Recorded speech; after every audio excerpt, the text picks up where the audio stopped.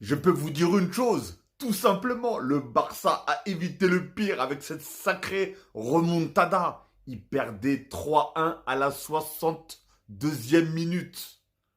Heureusement que Olmo, à la 64e minute, a réussi à réduire le score de 3-2, tout simplement. Et Mister Rafinha qui est venu placer tout simplement un doublé. Mais déjà, regardez, 62e, 64e et 68e. En quelques minutes, il y a eu quand même 3 buts. Franchement, ça devait être un sacré match. Personnellement, j'ai regardé sur plusieurs périodes, parce que je suis en train de regarder le match en même temps du Paris Saint-Germain. Mais bon, voilà, je zappe à droite, à gauche, à gauche, à droite. Et incroyable. Bon, après, voilà, ils ont dû faire rentrer l'Armada parce que Olmo ne jouait pas.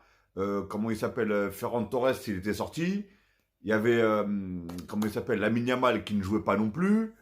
Donc voilà, c'était assez compliqué. Et encore une fois, je vous le dis, Barcelone, quand il joue 16h, 17h, c'est un désastre total. C'est une catastrophe. J'en suis sûr que ce match-là, à 21h, ça se passe jamais comme ça. Enfin, ils ne se font pas dominer genre 3-1. J'en suis sûr, j'en suis pratiquement sûr. Après, il faut aussi dire qu'il y a la fatigue, il y a la Champions League qui est passée, il y a la Champions League qui arrive, il y a les Classicos, il y a la finale de Coupe du Roi qui arrive pour eux. Donc voilà, ils sont obligés de faire tourner, ils sont obligés de se reposer. Mais voilà, on a senti tout de suite. Bah, j'ai vu quand Olmo et comment ça s'appelle, Lamine Yamal sont rentrés, bah, tu sens tout de suite les connexions, la différence, la façon d'accélérer, la technique de jeu, tout. Tu vois tout, tout simplement. Et de toute façon, ça se reflète sur le score. Je ne sais plus à la combien ils sont rentrés. Daniel Mo, je crois, c'était pas la 60e, un truc comme ça. Je me rappelle plus trop.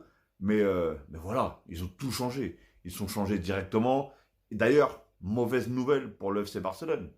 Lewandowski s'est blessé. J'espère pour eux, et surtout pour lui, bien sûr, que ce n'est pas trop grave. D'ailleurs, j'ai fait une vidéo sur Marcus Thuram qui s'est blessé pour l'Inter Milan.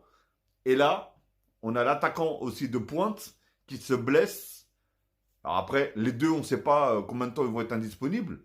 Mais voilà, c'est un manque. C'est un énorme manque pour les deux équipes, et surtout pour Barcelone aussi, Lewandowski. Bon, ça va, il y a quand même Ferran Torres qui peut le remplacer. Mais voilà, en tout cas, à voir. Mais en tout cas, il a carrément demandé le changement. J'ai l'impression que, je ne sais pas si c'était derrière le genou ou derrière la cuisse ou est-ce qu'il avait mal, mais bon voilà. En tout cas, voilà, Barcelone continue son chemin en tout cas en étant premier et en prenant les 3 points. Moi, je me suis dit, ça sent mauvais pour eux. Bah, au final, bah, ils l'ont fait, tout simplement. Bravo à eux. Et dites-moi ce que vous en avez